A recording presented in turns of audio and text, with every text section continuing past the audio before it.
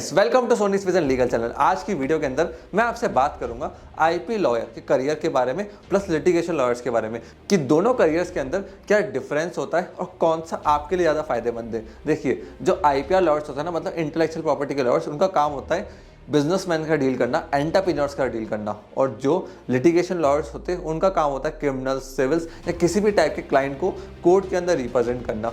अब देखिए, जो आईपीआर लॉयर्स है ना, उनके पास फ्रीडम ज़्यादा होती है। क्यों? क्योंकि वो ऑनलाइन वर्क कर सकते हैं, रिमोट वर्क कर सकते हैं। लिटिगेशन लॉयर्स को डेली कोर्ट जाना पड़ता है, तो उनके लिए फ्रीडम कम होती है as compare to IP lawyers.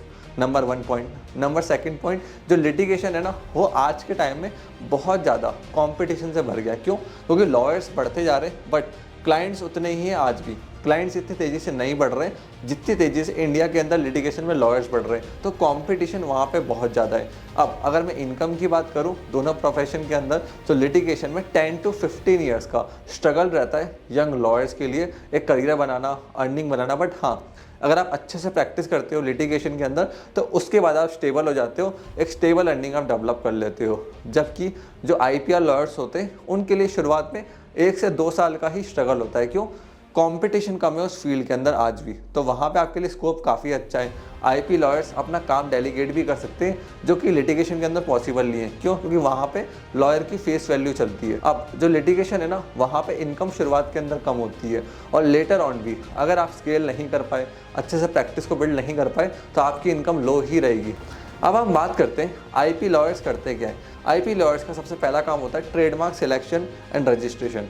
दूसरा उनका काम होता है कॉपीराइट, पेटेंट्स, आईपीआर के एग्रीमेंट्स बनाना, क्लाइंट्स को एडवाइस करना। ये सारी चीज़ें एक आईपी लॉ फर्म के अंदर करी जाती है और वेरियस अदर एरिया के अंदर भी फिर ये प्रैक्टिस करते हैं, जैसे कि ड्यू डिलिजेंस करना, जॉइंट वेंचर एग्रीमेंट्स बनाना। तो धीरे धीरे जैसे जैसे इनके क्लाइंट्स बढ़ते हैं, ये अपना काम भी बढ़ाते जाते हैं। और एक आईपी लॉयर इंडिया के अंदर अगर वो ट्रेडमार्क, कॉपीराइट्स के अंदर सिर्फ काम कर रहा है और उसके महीने के सिर्फ 10 से 20 क्लाइंट्स नए आते हैं, तो वो ईजिली लाख रुपए अर्न कर सकता है, जो कि लिटिगेशन के अंदर पॉसिबल नहीं है क्योंकि वहाँ पर कंपटीशन ज़्यादा है। और पेइंग क्लाइंट्स इंडिया में इस समय लिटिगेशन के अंदर इतने ज़्यादा नहीं है जो यंग लॉयर्स को पे कर सके। हाँ, जो सीनियर एडवोकेट्स हैं जिनको प्रैक्टिस को 30 साल, 35 साल, 40 साल इस समय हो चुके, उनकी फीसेस जनरली बहुत ज़्यादा हाई रहती है। वो एक दिन के अंदर लाखों में कमा लेते हैं, बट यंग लॉयर्स के लिए उतना कमाना लिटिगेशन के अंदर इस समय पॉसिबल नहीं है। तो ये अंतर था दोनों करियर के बीच में।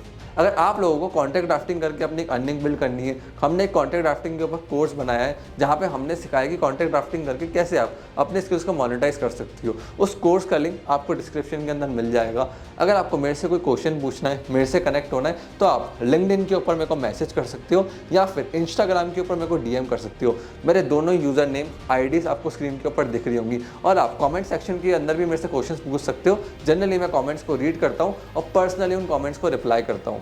सो स्टूडेंट्स, आपने इस वीडियो को यहाँ तक देखा, हम लोगों को इतना पेरेंट सपोर्ट दिया, उसके लिए धन्यवाद।